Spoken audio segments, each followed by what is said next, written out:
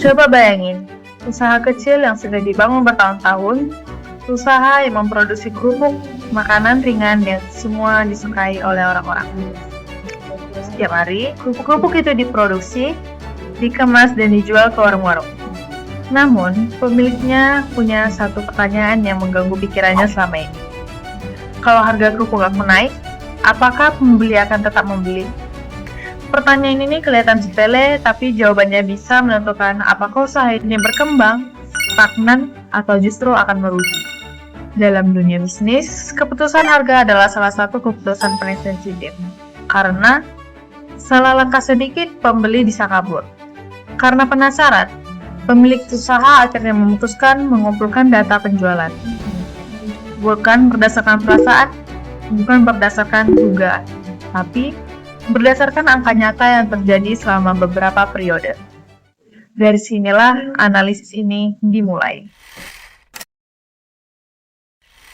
Jadi, setelah datanya terkumpulkan, kita melihat bagaimana hubungan antara harga dan penjualan.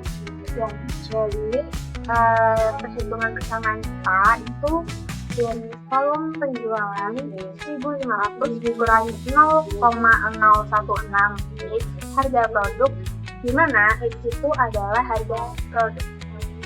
Persamaan ini memberi gambaran kalau harga naik, penjualan akan turun, dan angkanya menjadi negatif, yaitu minus 0,16.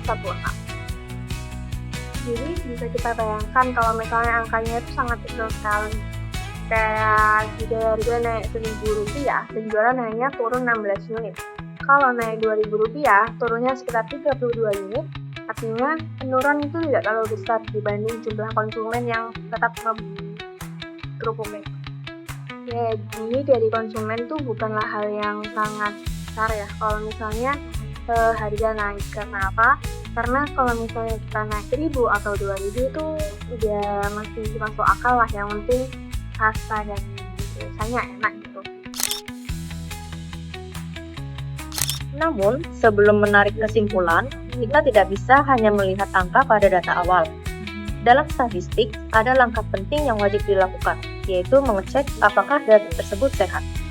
Kalau data tidak normal atau tidak tepat, hasil analisis bisa menyesatkan. Karena itu, perlu melakukan uji normalitas.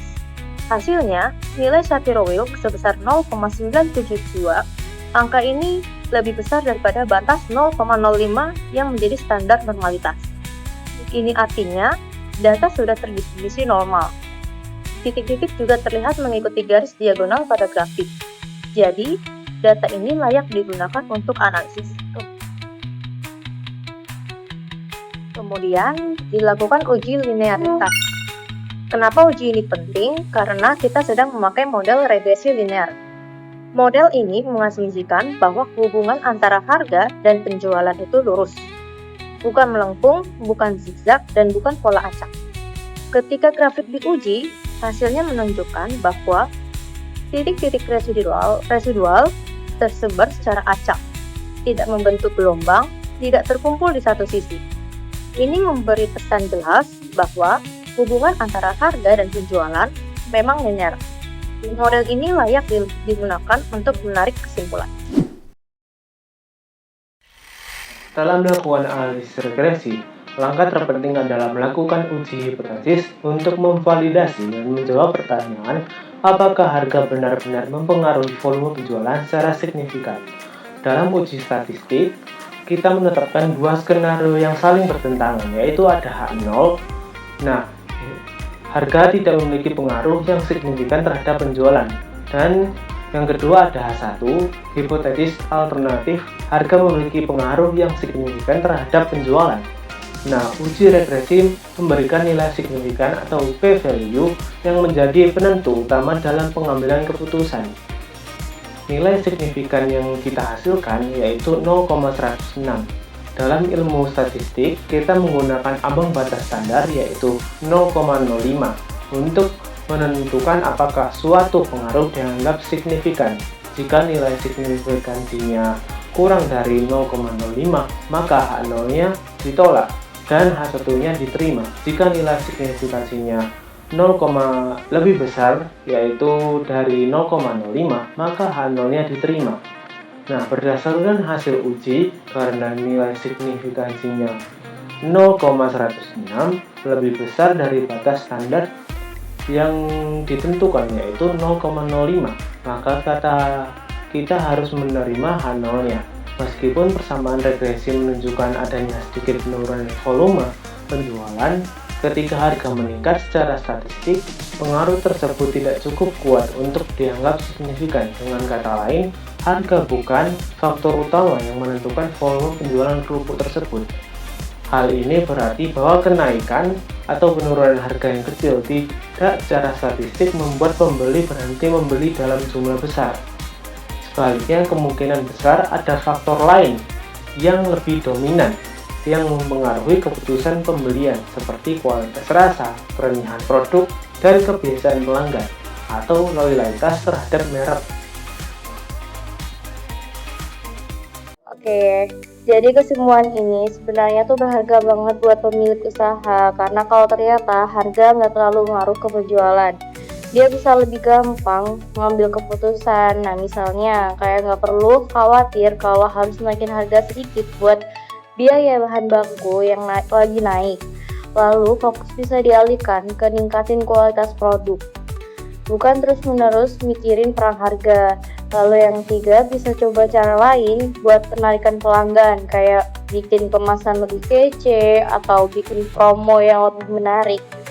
Ada ini juga menunjukin kalau untuk produk tradisional kayak kerupuk, itu ikatan emosional pelanggan sama produk itu lebih sering kuat daripada soal harga. Banyak orang beli kerupuk bukan cuma karena murah, tapi karena rasanya yang udah cocok di lidah mereka. Udah jadi kebiasaan atau ngingetin mereka sama masa kecil. So, dari analisis ini kita bisa pelajari bahwa angka ini tidak pernah berbohong. Tetapi kita harus membaca angka dengan benar. Semisal harga naik, ya penjualan berarti tetap stabil. Karena semisal bisnis itu harga tetap aja, terus penjualan tetap, itu namanya bisnis stagnan. Namanya bisnis stagnan itu namanya bisnis mati. Artinya bisa dikatakan usaha ini tuh nggak bergantung pada harga. Ada kekuatan lain-lain yang membuat pelanggan itu tetap setia. Itulah menariknya dunia bisnis. Akhirnya ya kita bisa mengatakan bahwa tidak semua perubahan harga itu aslinya akan menentukan penjualan yang bisa didapati oleh suatu bisnis. Itu tidak cuma harga aja faktornya itu. Dan yang paling penting adalah nilai yang mereka rasakan dari produk dan overall nilai yang bisa ditawari dari bisnis ke para pelanggan. Kurang lebih seperti itu. Jadi dari uji hipotesis kami memang nyaru ya seperti itulah, dan itu adalah kekuatan yang dimiliki oleh usaha kerupuk ini. Terima kasih telah menyaksikan video kami. Kami dari kelompok 7 ingin berterima kasih sebesar-besarnya kepada semua yang menonton. Terima kasih. Wassalamualaikum warahmatullahi wabarakatuh.